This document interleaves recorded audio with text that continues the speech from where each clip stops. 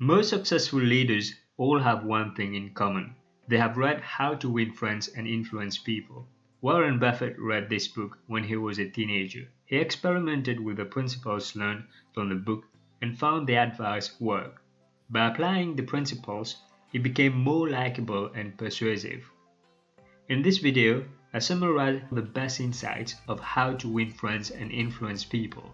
The book consists of 4 parts: fundamental techniques in handling people, 6 ways to make people like you, how to win people to your way of thinking, be a leader, how to change people without giving offense or arousing resentment.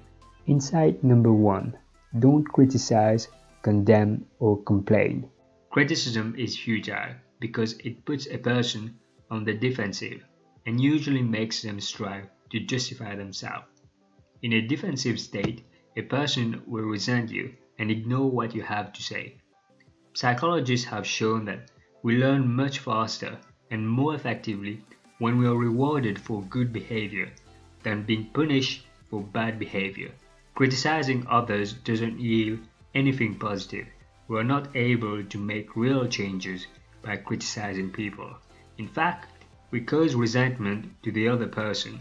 Remember, when dealing with people, we're dealing not with creatures of logic. Humans are driven by emotion, who are motivated by pride and ego. Insight number 2.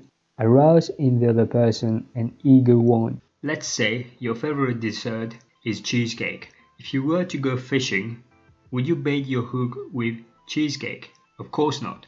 That's what you like, but fish prefer worms. You must bait the hook to suit the fish. In other words, people only care about their wants. They are not interested about you. See what the other person wants, give the other person what they want, and align it to our want. To convince someone to do something, we have to frame it in terms of what the other is motivated by. We have to be able to see things from their point of view and forget our own perspective. Salespersons are particularly skilled at persuasion, as they are paid commissions to boost sales. Have you ever had a salesman approaching you to help you? In the first few minutes, they gather as much relevant information about what is it that you want. This gives them an idea of what makes you tick. Most of them will use this information to see things from your perspective to help them close a deal. If they say to you, "I want you to buy this product so I can get a commission," how likely will you buy it? On the contrary, if they show you all the benefits of a product or services and show you how well it's suited to your needs, before you realize it, they have already sold it to you. Insight number 3. The only way to get the best of an argument is to avoid it. This principle is one of my favorites because it can be life-changing. Whenever we argue with someone, no matter if we win or lose the argument, we still lose. Think of the energy and time wasted by engaging in an argument. We do not win someone to think the way we do over an argument. We cause them to disagree even more. The other person will either feel humiliated or strengthened and will only seek to bolster their own position. Ask yourself, what good will you achieve from the argument? Attempting to convince a person against their will not change their opinion. Remember, the only way to get the best of an argument is to avoid it. Insight number 4. Become genuinely interested in other people. You can make more friends in 2 months by being interested in them than in 2 years by making them interested in you. This quote by Dale Carnegie is so true. When was the last time you were genuinely interested to get to know someone who may be an acquaintance? Have you ever asked a colleague how was their weekend, only to get an opportunity to talk about your weekend? Instead of listening to how they spent their weekend, we think about what we did that weekend. People often live their life as though they are the main star and everyone else are their co-stars. We forget it is not the only movie that exists, as everyone else is also the main star in their own movie. Instead of trying to get others to be interested in us, be curious about others. Ask insightful questions about others' life. Most people have at least one subject that they would be happy to talk about. Ask others about their hobbies, countries they have traveled to. When they talk about something they enjoy, they will be attracted to talk to you again, because you gave them an opportunity to re-experience the positive emotions from their souvenir. The only way to make quality, lasting friendships is to learn to be genuinely interested in them and their interests. Insight number 5. Begin in a friendly way. Abraham Lincoln once said, "A drop of honey catches more flies than a gallon of gold." So with men. If you would win a man to your cause, first convince him that you are his sincere friend. Therein is a drop of honey which catches his heart, which, say what he will, is a high road to his reason. If we begin our interactions with others in a friendly way, people will be more receptive. If we approach the other person with our fist double, this will only lead the other person to double his fist twice as fast.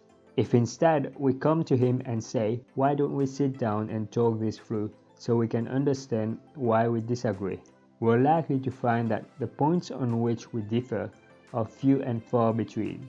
The ones on which we agree are many. A friendly approach is more enticing to a person than using force and fury. Remember, honey is more enticing than vinegar. Here's a practical way of applying this principle. When you find yourself about to scold your children or act as a domineering boss, try softening your approach by opening with a friendly conversation. Keep your cool and stay calm. Ask the other person questions about their thoughts about something that happened to them today. Begin with a pleasant conversation before you bring up the issue at hand. Insight number 6. Show respect for the other person's opinion. Never say you're wrong. We must never tell people flat out that they are wrong. It will only serve to offend them and insult their pride and diminish their self-esteem. No one likes to be humiliated. Parents who have children want them to learn and succeed. It is not always easy to be a parent, particularly when children ask or do something we think is stupid. Never say you're wrong even though this is the first thing that pops in your mind. Instead, praise the person for the effort or thoughts invested and help them finding a solution. You may want to ask them, "Why do you see this that way?" and then share your perspective on the matter. Insight number 7. Smile. A smile does not cost anything to give and have an amazing ability to make others feel wonderful. We all know we need to smile more often. We may feel stressed or under pressure and we forget to smile. Remember, a simple smile makes a difference to the other person. Challenge yourself to smile more often. Last bonus insight. Call someone by their name. Calling someone by their name is like paying them a very subtle compliment. We have all heard this saying, a person's name is to that person the sweetest and most important sound in any language. Yet, most of us forget the name of the person we speak to. Here are the 7 best principles.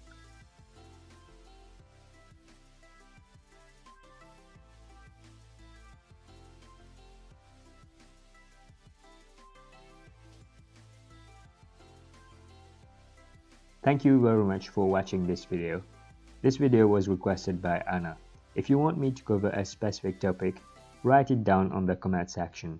I'd love to hear your opinion on the principles we discuss. Be sure to hit the like button if you want to see more videos like this.